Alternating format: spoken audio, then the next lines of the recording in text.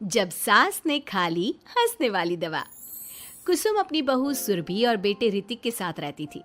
कुसुम के पति सुरेश काम के सिलसिले में अक्सर शहर से बाहर ही रहते थे। एक दिन वो अपने घर आए और कुसुम के लिए बहुत सारी दवा लेकर आए। भाग्यवान, कहाँ हो तुम? अरे आ गए आप। इस बार बहुत दिनों में आए और मैंने आपको जो घुटनों के दर्द की दवाई लाने के लिए कहा था वो तो लाए हैं ना आप? हाँ हाँ, तुमने जो भी कहा था वो सारी चीजें ले आया हूँ। बस अब एक गिलास पानी तो पिला दो।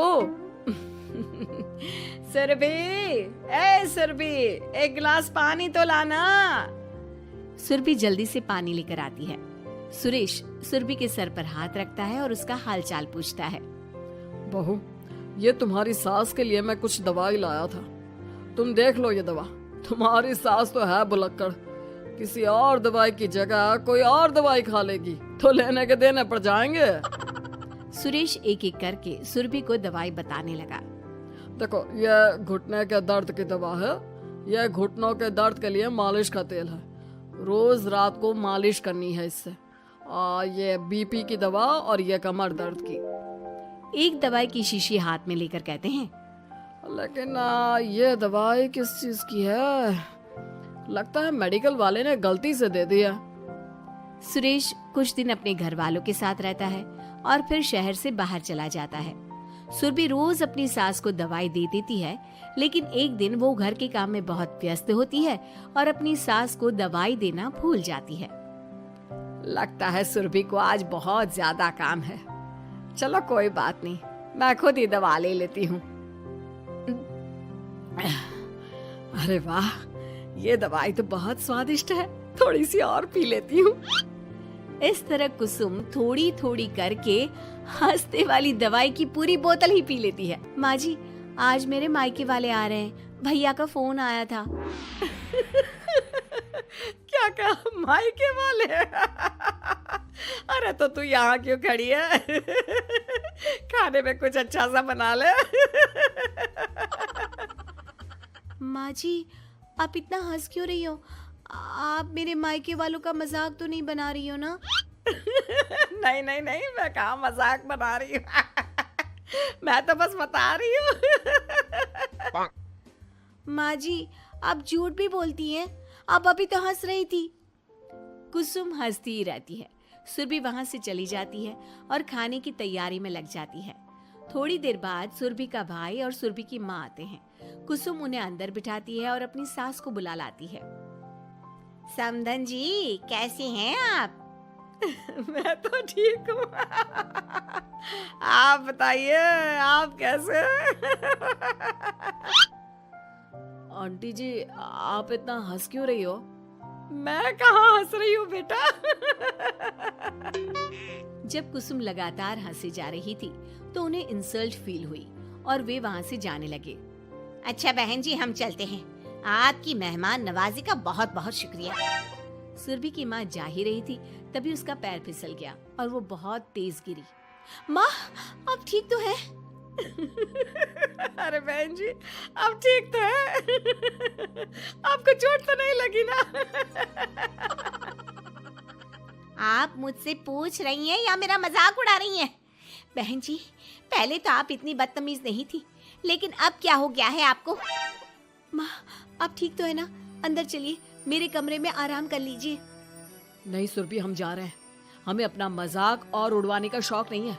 और सुरभि, तुम अपनी सास का इलाज कराओ। इस तरह सुरभि के मायके वाले चले गए तो सुरभि का गुस्सा चौथे आसमान पर था।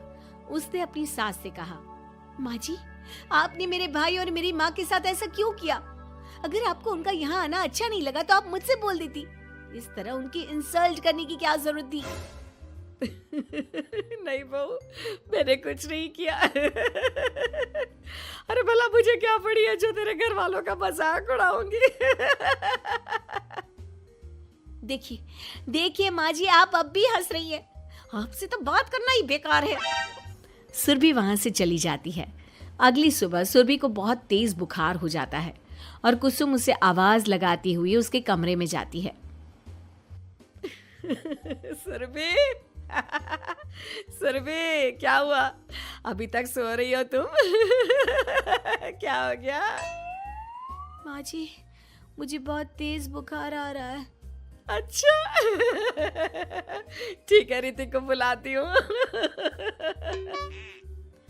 माँ जी, मुझे बुखार आ रहा है और आप हंस रही हैं। अरे नहीं बहू, मैं कहाँ हंस रही हूँ। वो तो मेरी हंसी रोक ही नहीं रही है। माँ जी, जब आपकी तबीयत खराब होती है तो मैं आपका कितना ख्याल रखती हूँ और आप मुझ पर हंस रही हो। चले जाओ आप यहाँ से। बहू सुन तो सही। नहीं माँ जी, आप जाओ यहाँ से। अब तो आपके बेटे ही आपसे बात करेंगे और मैं पापा जी को भी बताऊंगी कि आजकल आप क्या कर रही हैं। जब ऋतिक घर आया तो सुरभि ने उसे सारी बात बताई। मुझे तुम्हारी बात पर विश्वास नहीं हो रहा। माँ तो तुमसे बहुत प्यार करती है, फिर वो तुम्हारा और तुम्हारे घर वालों का मजाक क्यों उड़ाएंगी? खैर अभी छोड़ो इस बात को, अभी तो तुम मेरे साथ चलो, तुम्हारी दवाई ले आते हैं। कुछ दिन में सुरभि ठीक हो गई। एक दिन ऋतिक को पता चला कि उसके मौसी के बेटे राहुल की तबीयत बहुत खराब है, तो वो अपनी माँ और पत्नी को लेकर हॉस्पिटल पहुंचा। मौसी जी, कैसे हैं राहुल भैया? बेटी, इतने दिन हो गए मेरे राहुल को बीमार हुए, लेकिन उसकी तबीयत में कोई सुधार नहीं आ रहा। अरे छोटी, हुआ क्या है राहुल बेटे को? कुछ बता तो सही। माँ, आप हंस क्यों रही हो? कहाँ हंस रही हो बेटा? मैं तो अपनी बहन के बेटे के लिए परेशान हूँ। माँ, ये क्या तरीका है? रहने दे बेटा, ये तो मैंने सुना था कि मुसीबत में साया भी साथ छोड़कर चला जाता है। आज मैंने देख भी लिया। अरे नहीं बहन, मैंने ऋतिक और राहुल में ना कभी कोई फर्क नहीं किया। फर्क तो दिख रहा है कुसुम दीदी। अगर आपकी बेटे की तबीयत खराब होती तो आप ऐसे हंसती क्या? ऋतिक बेटा, ले जा अपनी माँ को यहाँ से। ऋतिक बहुत गुस्से में अपनी माँ से बात करने लगा, लेकिन कुसुम तो सिर्फ हंसे ही जा रही थी। ऋतिक ने अपने पापा को फोन करके बुलाया और उन्हें सारी बात बता दी। बेटा, तेरी माँ तो अपने घर वालों से बहुत प्यार करती है और वो बहुत समझदार है। वो ऐसी हरकत कभी नहीं कर सकती। जरूर कोई ना कोई बात है। कल मैं उसे डॉक्टर के पास ले जाऊंगा। शाम को खाना खाने के बाद सुरभि कुसुम को दवाई देने के लिए गई तो उसने देखा कि दवाई की वो बोतल तो बिल्कुल खाली थी जो सुरेश गलती से ले आया था। सुरभि ने वो बोतल सबको दिखाई।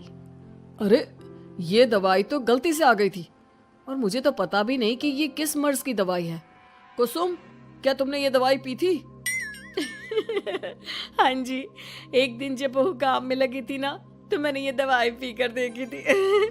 मुझे दवाई बहुत स्वादिष्ट लगी तो मैंने सारी पी ली। माँ, आपको दवाई स्वादिष्ट लगी?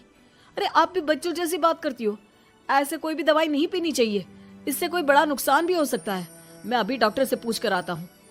ऋतिक डॉक्टर के पास गया और कुछ देर में वापस घर आकर सबको बताया। माँ ने जो ये दवाई खाई है ना, ये हंसने वाली दवाई है और माँ ने एक साथ बहुत मात्रा में दवाई खाई है, तो इसका असर थोड़े समय तक तो रहेगा। उसके बाद माँ बिल्कुल ठीक हो जाएगी। अच्छा हुआ जो तू डॉक्टर से पूछ कर आया, नहीं तो हंसते हंसते मेरा पेट ही दुख गया है। तुम जब तक पूरी तरह ठीक नहीं हो जाती घर पर ही रहना, और घर पर कोई मेहमान आए तो उससे बात मत करना। आप ठीक कह रहे हो, मैं ऐसा ही करूंगी। अब मैं बिल्कुल हंसूंगी। कुसुम की बात सुनकर सभी हंस पड़े।